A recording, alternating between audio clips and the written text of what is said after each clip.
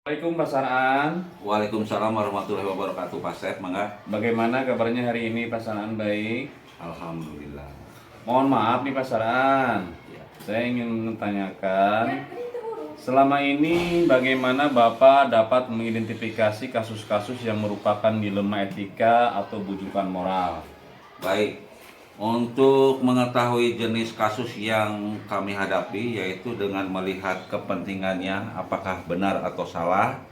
Jika kasus dilema etika itu kedua posisi sama-sama benar, tapi kepentingan itu bisa bertentangan. Tetapi kalau kedua kepentingan tadi salah satunya melanggar hukum, maka dipastikan itu termasuk kasus bujukan moral. Oh begitu ya Pak Saraan. Selama ini bagaimana Bapak menjalankan pengambilan keputusan di sekolah Anda, terutama untuk kasus-kasus di mana ada dua kepentingan yang sama benar atau sama-sama mengandung nilai kebajikan? Baik, untuk kasus dilema etika di mana kedua kepentingan sama-sama benar, saya memperhatikan apakah masalah tersebut tinggi rendahnya muatan kepentingan, misalnya apakah itu kepentingan pribadi, kelompok, kesetiaan, kebenaran atau kejujuran, jangka pendek atau jangka panjang. Di samping itu, saya juga memperhatikan sejauh mana dampak yang ditimbulkan dalam pengambilan keputusan tersebut. Oh begitu ya. Terus langkah-langkah atau prosedur seperti apa yang biasa Bapak lakukan selama ini? Saya lakukan selama ini dalam pengambilan keputusan yang kami lakukan. Pertama, tentu kita melihat kasus itu bersinggungan dengan apa saja dan sejauh mana nilai-nilai itu yang bertentangan. Yang kedua, kita lihat siapa yang terlibat di dalam permasalahan tersebut. Yang ketiga, kami melakukan pengumpulan data berupa fakta apa yang sudah terjadi, karena kemudian kami analisis dengan apa paradigma yang terjadi. Di sini setelah kita tahu faktanya, kita lihat kebenaran atau salah. Kemudian setelah itu kita melakukan pengambilan keputusan. Kemudian setelah itu kita lakukan refleksi apakah keputusan yang kita ambil itu sesuai dengan kaidah norma yang ada dan semua pihak dan menerimanya. Oh begitu ya. Terus hal-hal apa saja yang selama ini Bapak anggap efektif dalam pengambilan keputusan pada kasus-kasus dilema etika, Pak? Dalam kasus dilema etika dikatakan apabila sesuai dengan nilai-nilai dan tidak menimbulkan masalah di kemudian, itu saya kategorikan efektif dalam pengambilan keputusan pada kasus-kasus dilema etika. Nah, terus hal-hal apa saja yang selama ini merupakan tantangan dalam pengambilan keputusan pada kasus-kasus dilema etika, Pak? Tantangan yang terbesar tentunya datang dari pihak yang terlibat dalam memutuskan suatu permasalahan, yaitu upaya mempersatukan pemikiran dan kesepakatan yang memerlukan waktu yang panjang untuk menyamakannya.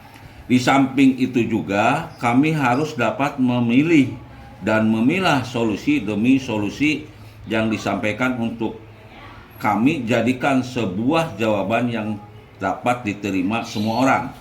Nah, begini Pak, apakah Bapak memiliki sebuah tata kelola atau jadwal tertentu dalam sebuah penyelesaian kasus dilema etika? Apakah Anda langsung menyelesaikannya di tempat atau memiliki sebuah jadwal untuk menyelesaikannya? Bentuk atau prosedur seperti apa yang Anda jalankan, Pak? Kalau jadwal tergantung kondisi kasus yang terjadi. Kadangkala ada keputusan yang harus kita putuskan segera, tetapi ada juga yang keputusan yang bisa kita undur. Kalau sifatnya yang segera, berarti kita tidak boleh membuat jadwal harus kita putuskan segera. Kalau masalah itu masih bisa kita tunda keputusannya, maka kita buat jadwal tertentu supaya hasil keputusannya efektif dan efisien. Ya, begitu ya, Pak ya. Nah, pertanyaan selanjutnya, adakah seseorang atau faktor-faktor apa yang selama ini mempermudah atau membantu Bapak dalam pengambilan keputusan dalam kasus-kasus dilema etika, Pak? Itu tergantung permasalahan yang dihadapi. Kadang kita melibatkan semua guru dalam pengambilan keputusan. Terkadang juga hanya melibatkan beberapa guru atau wali kelas atau guru BK, wakil kepala sekolah.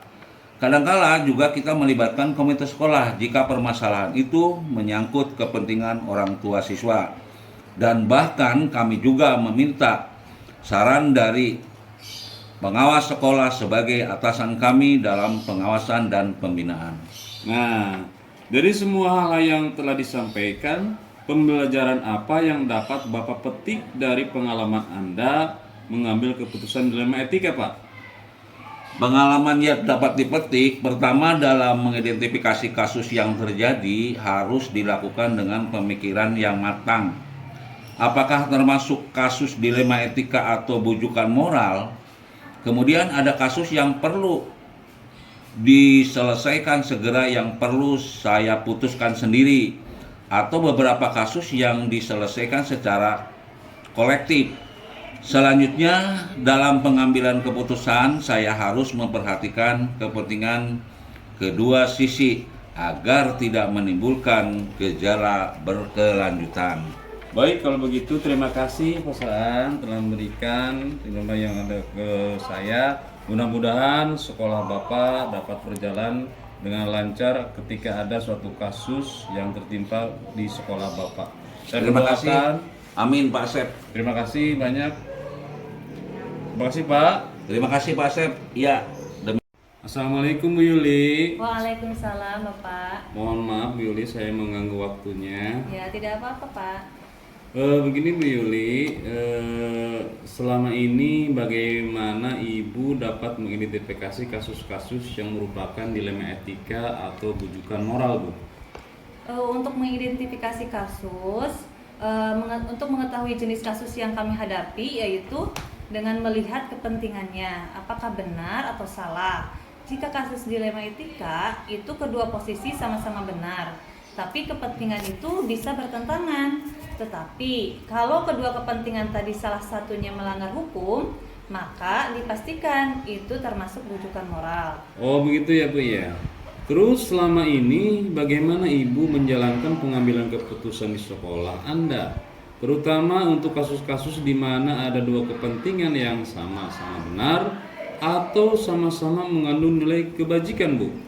Untuk kasus dilema etika di mana kedua kepentingan yang sama-sama benar, saya memperhatikan apakah masalah tersebut tinggi rendahnya muatan kepentingan, misalnya apakah itu kepentingan pribadi, kelompok, kesetiaan, kebenaran, atau kejujuran, jangka pendek atau jangka panjang. Di samping itu, saya juga memperhatikan sejauh mana dampak yang ditimbulkan dalam pengambilan keputusan tersebut. Oh begitu ya Bu ya. Terus langkah-langkah atau prosedur seperti apa yang Ibu lakukan selama ini, Bu? Langkah-langkahnya yaitu selama ini dalam pengambilan keputusan yang kami lakukan, pertama tentu kita melihat kasus ini bersinggungan dengan apa saja dan sejauh mana nilai-nilai itu yang bertentangan. Yang kedua, kita lihat siapa yang terlibat di dalam permasalahan tersebut. Yang ketiga, kami melakukan pengumpulan data berupa fakta apa yang sudah terjadi, karena kemudian kami analisis dengan apa paradigma yang terjadi. Di sini setelah kita tahu faktanya, kita lihat kebenaran atau salah. Kemudian setelah itu kita melakukan pengambilan keputusan. Kemudian setelah itu kita lakukan refleksi apakah keputusan yang kita ambil itu sesuai dengan kaidah norma yang ada dan semua pihak dapat menerimanya. Oh begitu ya Bu.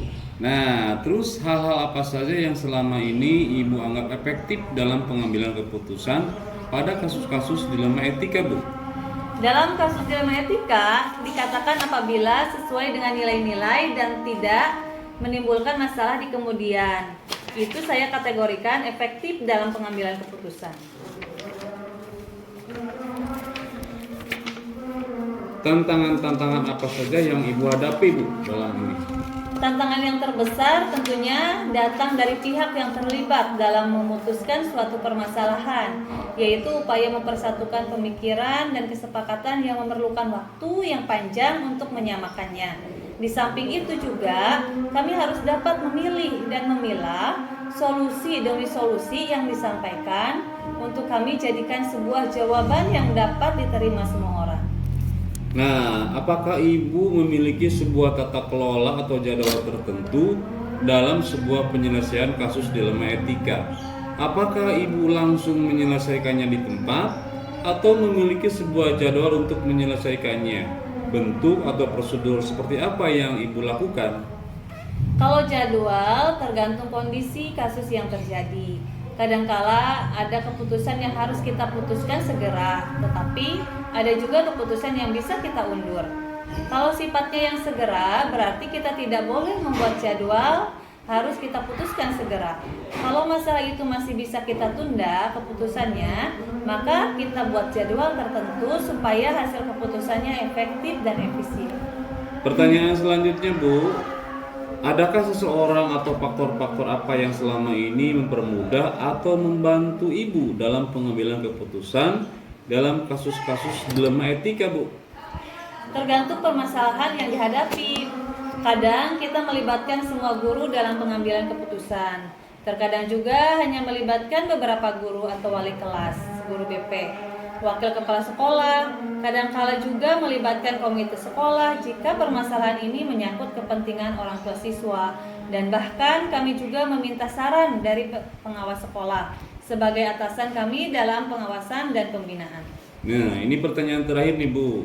Dari semua hal yang telah disampaikan, pembelajaran apa yang dapat ibu petik dari pengalaman ibu dalam pengambilan keputusan dilema etika ini? Pertama, dalam mengidentifikasi kasus yang terjadi, harus dilakukan dengan pemikiran yang matang. Apakah termasuk kasus dilema etika atau bujukan moral? Kemudian ada kasus yang perlu diselesaikan segera, yang perlu saya putuskan sendiri, atau beberapa kasus yang diselesaikan secara kolektif.